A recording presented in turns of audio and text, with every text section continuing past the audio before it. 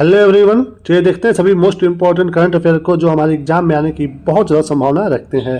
सबसे पहले हम वीडियो में देखते हैं कोटेशन जो हमें पढ़ाई के साथ साथ एक अच्छा इंसान बनाता है।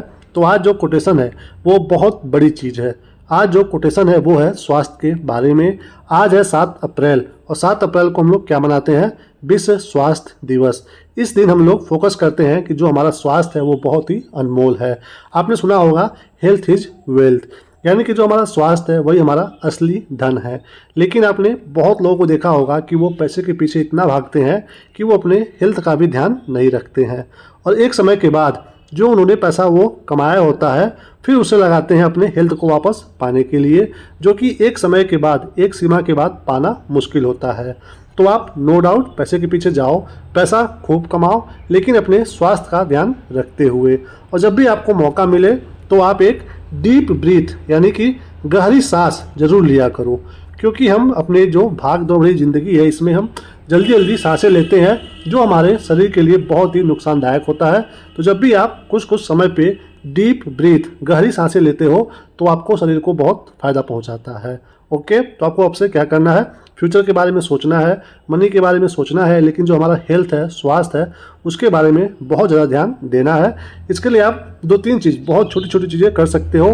वॉक करो, सिर्फ वॉक करने से ही आपका शरीर बहुत ज़्यादा स्वस्थ रहेगा। साथ ही साथ जब भी आप भोजन ग्रहण करो, खाना खाओ, तो उसमें अपने मील में आपको क्या करना है? जो सलाद होता है, सलाद को ऐड करना है। ये 2-3 चीज़ें हैं, छोटी छोटी चीज़ें हैं जो आप ऐड करोगे अपनी लाइफ में, अपनी दिनचर्या में, तो आपका जो स्वास्थ्य है वो बहुत अच्छा निखर के सामने आएगा। ओके, तो आज क्या है? 7 अप्रैल को विश्व स्वास्थ्य दिवस। आपको ध्यान देना है, हेल्थ इज वेल्थ। ओके, चलिए देखते हैं सभी मोस्ट इंपॉर्टेंट करंट अफेयर क्या क्या है। तो सबसे पहला प्रश्न है, अगले 2 वर्षों तक बिम्स्टेक की अध्यक्षता किस देश ने ग्रहण की है? यानी कि जो संस्था है बिम्स्टेक, इसकी जो अध्यक्षता है वो 2 वर्ष के लिए कौन ले लिया है? सामने यहाँ पे ऑप्शन है दोस्तों, 2 वर्ष के लिए ले लिया है बी, बांग्लादेश। किसने लिया है? बांग्लादेश ने। देखिए यहाँ पे डिटेल में, बांग्लादेश आधिकारिक तौर पर अगले 2 वर्षों के लिए क्या बन गया है? बिम्स्टेक का नया अध्यक्ष। और ये किससे हासिल किया है? यानी कि इससे पहले कौन था इसका अध्यक्ष? थाईलैंड। कौन था? थाईलैंड। और अभी ये चर्चा में क्यों बना हुआ है? क्योंकि 6ठे नंबर का अभी हाल ही में बिम्स्टेक शिखर सम्मेलन हुआ है जो कि 2022 के बाद 2025 में हुआ है। यानी कि 3 सालों के गैप के बाद ये हुआ है 6ठवें नंबर का बिम्स्टेक शिखर सम्मेलन, जो कि कहाँ पे हुआ है? बैंकॉक, थाईलैंड में। और इस बार का जो ये शिखर सम्मेलन था, इसका जो विषय रहा है, थीम, ये बार बार एग्जाम में पूछता है, तो इस बार का जो थीम है वो है prosperous, resilient and open BIMSTEC. ये इस बार का क्या है? विषय है, थीम है। दोस्तों यहाँ पे बात हो रहा है बिम्स्टेक के बारे में। ये क्या है आपको पता होना चाहिए। बिम्स्टेक का सबसे मोस्ट इंपॉर्टेंट है फुल फॉर्म। इसका फुल फॉर्म है Bay of Bengal Initiative for Multi Sectoral Technical and Economic Corporation. यानी कि बंगाल की खाड़ी के जो भी क्षेत्र में देश है उनके आपस में टेक्निकल और इकोनॉमिकल क्या क्या सहयोग होंगे, इसके लिए संस्था बनाई गई है। ओके, इसमें कितने देश हैं total? Bangladesh, Bharat, Burma, Sri Lanka, Thailand, Bhutan और नेपाल। यहाँ पर देखिए 1, 2, 3, 4, 5, 6, 7, टोटल 7 देश मिलकर के क्या बनाते हैं? बिम्स्टेक। ये नंबर भी इंपॉर्टेंट एग्जाम में आ सकता है। इसका स्थापना हुआ था 6 जून 1997 में बैंकॉक घोषणा के तहत। ओके, इसका जो मुख्यालय है, हेडक्वार्टर, वो कहाँ पे है? बांग्लादेश में है, बांग्लादेश के ढाका में है। और मोस्ट इम्पॉर्टेंट, पाकिस्तान इसका मेंबर नहीं है, आपको पता होना चाहिए। जून 1997 में ये बना था। उसके बाद इसका सिर्फ और सिर्फ 5 शिखर सम्मेलन हो पाया है। उस 5 में से कौन कब कब हुआ है? 2004 में बैंकॉक में, और मोस्ट इम्पॉर्टेंट 2008 में हुआ था भारत में, यानी कि नई दिल्ली में। 2014 में हुआ था नेपीता में, 2018 में हुआ था काठमांडू में, और 2022 में कहाँ पे हुआ था? कोलंबो में। और अब कहाँ पे हुआ है? हमने ऊपर देखा है कि अब हुआ है दोस्तों थाईलैंड में। तो ये रहा बिम्स्टेक के बारे में। आप यहाँ पे मैप में देख सकते हो इसका लोकेशन भी। चलिए अब चलते हैं अगले प्रश्न पे। अगला क्या है? हाल ही में कौन सा देश अंतर्राष्ट्रीय आपराधिक न्यायालय से बाहर हुआ है? यानी कि जो विश्व लेवल पे अंतर्राष्ट्रीय आपराधिक न्यायालय है, इसको मानने वाले जो देशों की संख्या है उसमें से एक मेंबर कम हुआ है, वो अपने आप बाहर निकला है। तो उस देश का नाम क्या है आपको ये बताना है। सामने यहाँ पे ऑप्शन है, तो उस देश का नाम है दोस्तों डी, हंगरी। कौन निकला है बाहर? हंगरी देश बाहर निकला है। देखिए यहाँ पे डिटेल में इसके बारे में। हंगरी जो है अंतर्राष्ट्रीय आपराधिक न्यायालय से हटने वाला पहला यूरोपीय देश बन गया है। देश ने आईसीसी से हटने का निर्णय इसलिए लिया है क्योंकि यह एक राजनीतिक हथियार है। मतलब क्या कह के बाहर हुआ है हंगरी? हंगरी कह रहा है कि ये जो अंतर्राष्ट्रीय आपराधिक न्यायालय है यह एक राजनीतिक हथियार के रूप में यूज किया जा रहा है। इसके पीछे का मुद्दा क्या है आपको पता होना चाहिए।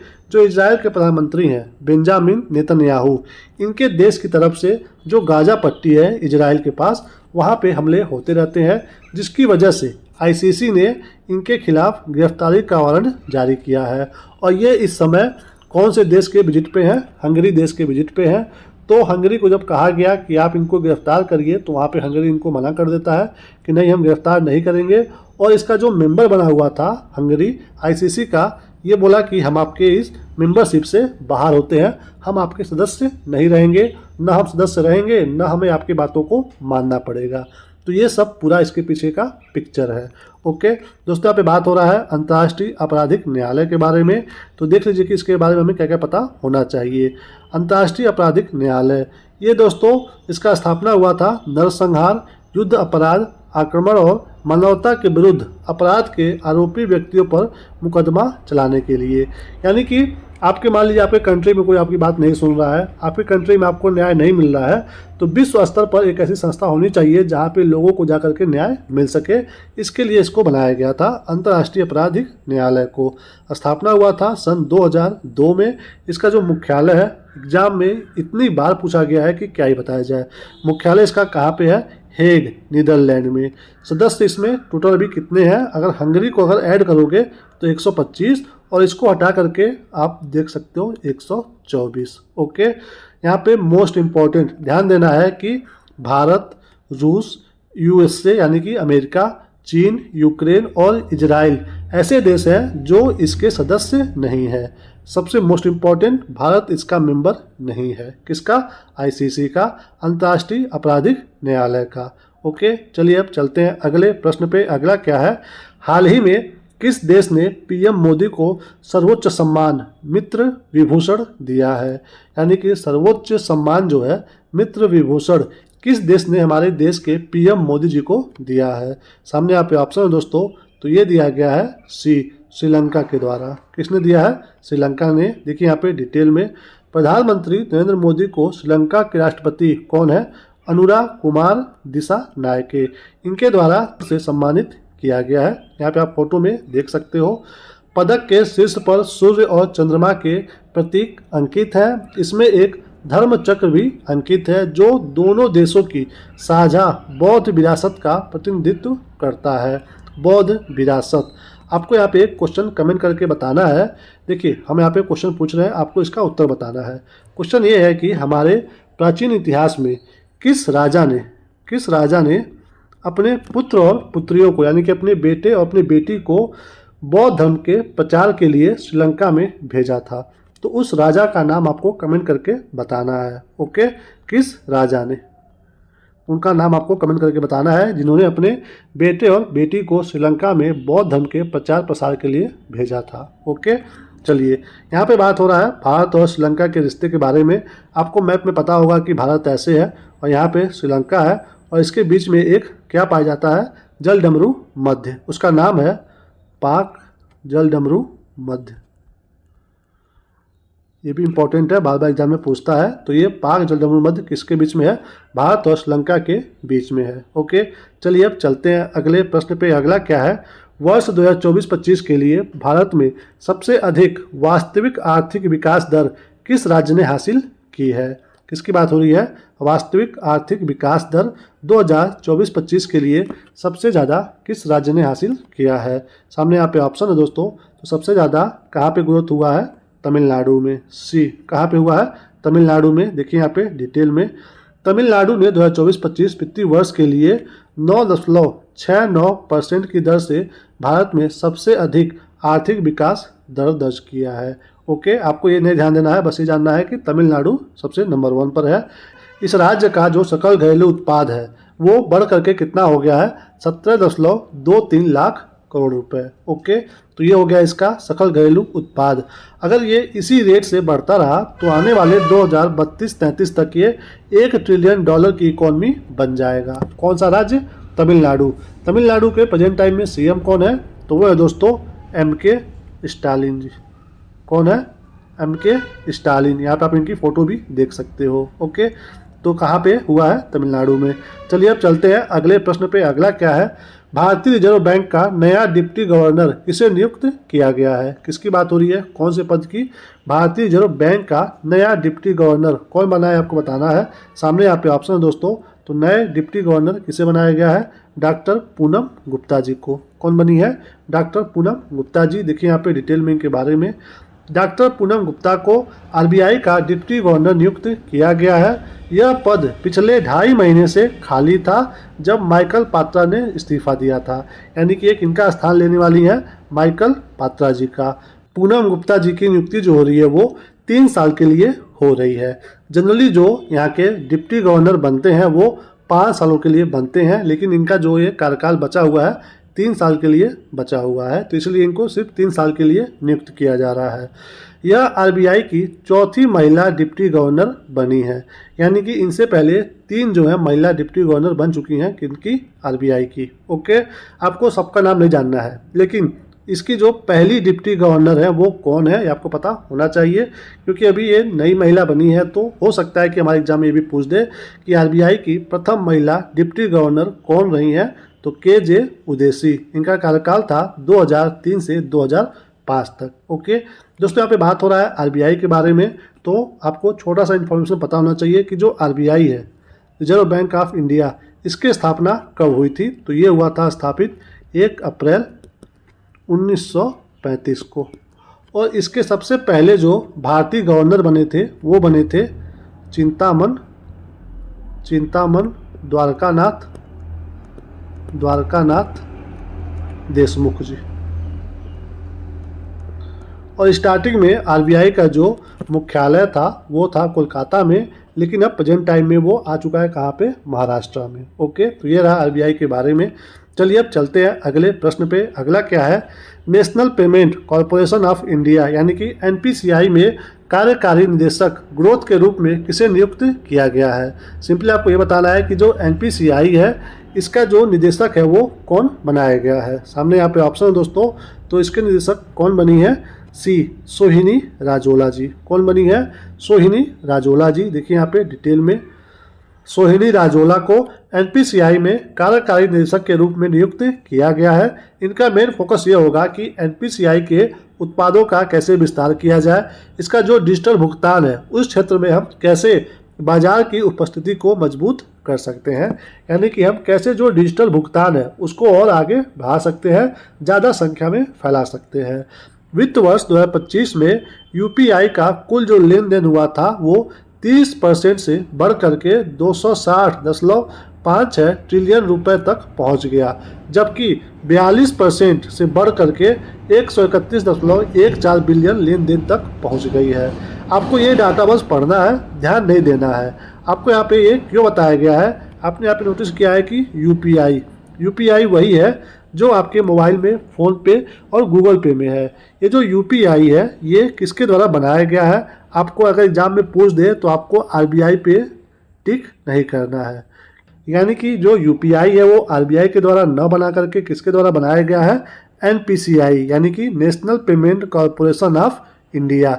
इसने बनाया है UPI को, जो आपके मोबाइल में ऑनलाइन ट्रांजैक्शन करता रहता है, और फिर इसको फाइनली जा करके कौन रेगुलेट करता है? RBI। ओके, तो आपको जब भी पूछे UPI किसके द्वारा बनाया गया है, कौन इसको रेगुलेट करता है, तो NPCI। ये एग्जाम में बार बार पूछा जाता है।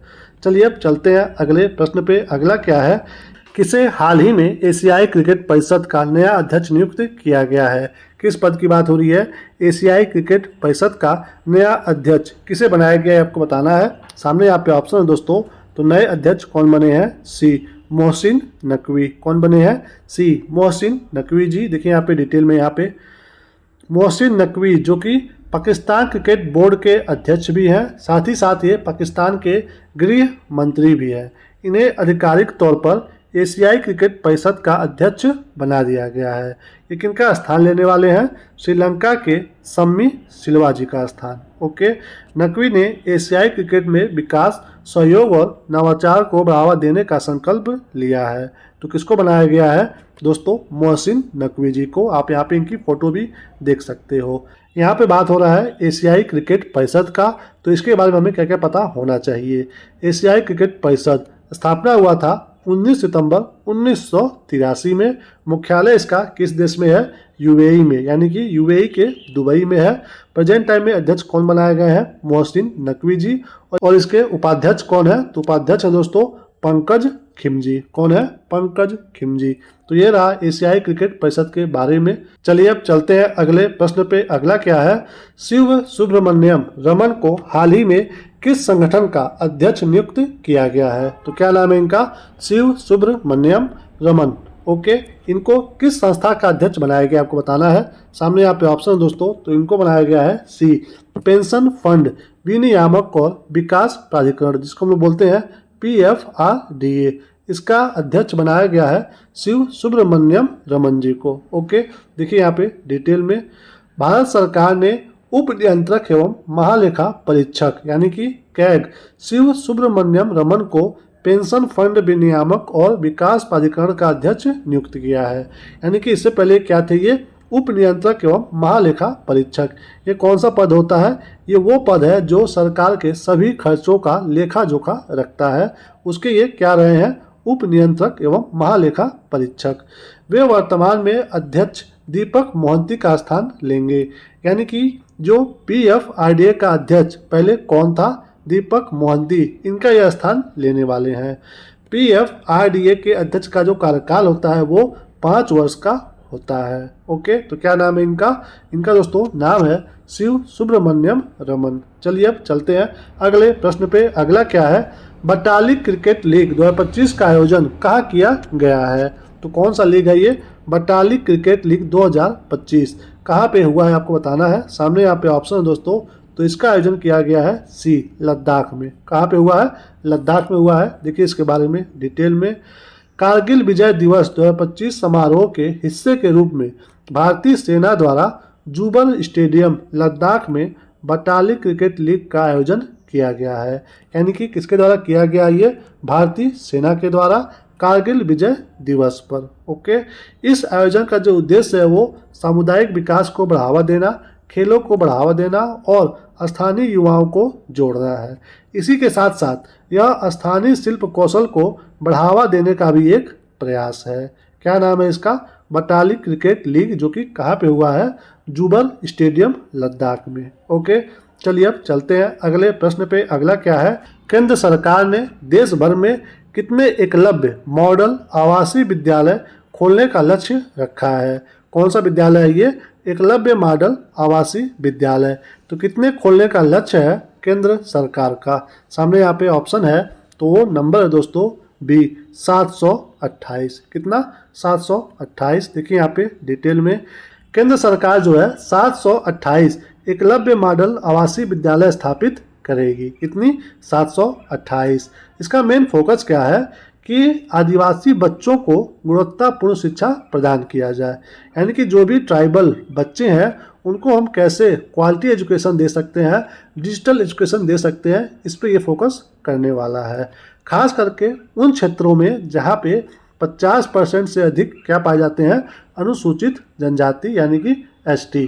वहाँ पे ये विद्यालय खोले जाएंगे। कितने नंबर है इसका? 728। इम्पोर्टेंट है। चलिए अब चलते हैं अगले प्रश्न पे। अगला क्या है? भारतीय खिलाड़ी वंदना कटारिया ने अंतर्राष्ट्रीय खेलों से संन्यास की घोषणा की है। इनका संबंध किस खेल से है? क्या नाम है खिलाड़ी का? वंदना कटारिया। ये अब संन्यास लेने वाली हैं, तो इनका संबंध किस खेल से रहा है आपको बताना है। सामने यहाँ पे ऑप्शन है दोस्तों, तो इनका संबंध रहा है बी, हॉकी से। क्या खेलती थी ये? हॉकी गेम खेलती थी। देखिए यहाँ पे डिटेल में, भारतीय महिला हॉकी की दिग्गज खिलाड़ी वंदना कटारिया ने अंतर्राष्ट्रीय हॉकी से संन्यास का ऐलान किया है।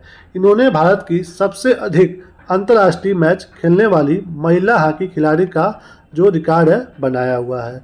इन्होंने टोटल खेला है 320 अंतर्राष्ट्रीय मुकाबले, जिसमें इन्होंने 158 अंतर्राष्ट्रीय गोल किए हुए हैं। क्या नाम है इनका? वंदना कटारिया। इनकी अगर उपलब्धि की बात करें, इनके करियर की बात करें तो ये 2009 में भारतीय हॉकी सीनियर टीम में ये एंट्री ली थी, पदार्पण किया था। टोक्यो 2020 का जो ओलंपिक हुआ था उसमें वंदना कटारिया ने इतिहास रचते हुए हैट्रिक बनाने वाली पहली भारतीय महिला हॉकी खिलाड़ी का रिकॉर्ड बनाया था।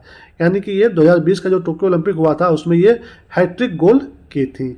उनकी बदौलत जो है भारतीय टीम इतिहास में पहली बार ओलंपिक में चौथा स्थान हासिल किया था, जो अब तक का सबसे सर्वश्रेष्ठ प्रदर्शन रहा है। यानी कि ओलंपिक में इतना अच्छा प्रदर्शन करने के बाद इनके हमारा जो देश है वो चौथे स्थान पे रहा है, जो अब तक का ओलंपिक का सर्वश्रेष्ठ प्रदर्शन रहा है। तो क्या नाम है इनका? वंदना कटारिया, जो कि अब संन्यास लेने वाली हैं। चलिए अब चलते हैं अगले प्रश्न पे। अगला क्या है? ISSF विश्व कप 2025 का आयोजन किस देश में हुआ है? ओके, यहाँ पे किसकी बात हो रही है? ISSF, इसका फुल फॉर्म क्या होता है? International shooting sport federation. Okay, इसका जो विश्व कप है 2025 का कहाँ पे हो रहा है, किस देश में? सामने यहाँ पे ऑप्शन है, तो ये हो रहा है दोस्तों बी, अर्जेंटीना में। कहाँ पे हो रहा है? अर्जेंटीना में। देखिए इसके बारे में डिटेल में। इंटरनेशनल शूटिंग स्पोर्ट फेडरेशन विश्व कप अर्जेंटीना के ब्यूनस आयर्स में आरंभ हुआ है। ओके, इसमें भारत ने अभी तक 3 पदक जीते हैं। कौन कौन से? चेन सिंह ने पुरुष की 50 मीटर राइफल में कांस्य पदक जीता है। वहीं स्विफ्ट कौर समरा ने महिलाओं की 3P स्पर्धा में स्वर्ण पदक यानी कि गोल्ड मेडल जीता है। ईशा सिंह ने महिलाओं की 25 मीटर पिस्टल फाइनल में सिल्वर पदक जीता है। यानी कि तीनों कैटेगरी का जो पदक है वो भारत ने जीता है। कांस्य पदक किसके द्वारा? चेन सिंह। स्वर्ण पदक स्विफ्ट कौर समरा और सिल्वर पदक ईशा सिंह के द्वारा। ओके, तो इन तीनों लोगों का नाम आपको पता होना चाहिए। एग्जाम में पूछ सकता है कि इनका संबंध किस खेल से है या फिर इन्होंने कौन सा पदक जीता है। ओके, इसी के साथ हम इस वीडियो को यहीं पे समाप्त करते हैं। Thank you for watching. इस वीडियो से आपकी थोड़ी सी भी जानकारी बढ़ी हो और आप चैनल पर पहली बार आए हो तो चैनल को सब्सक्राइब जरूर करिए, वीडियो को लाइक करिए और दोस्तों में शेयर करिए, और कुछ भी आप कमेंट करके हमें बता सकते हैं। आपका एक कमेंट हमें बहुत ही मोटिवेट करता है। तब तक के लिए आप अपना ख्याल रखिए, मुस्कुराते रहिए। मिलेंगे हम आपको अगले वीडियो में। जय हिंद, वंदे मातरम।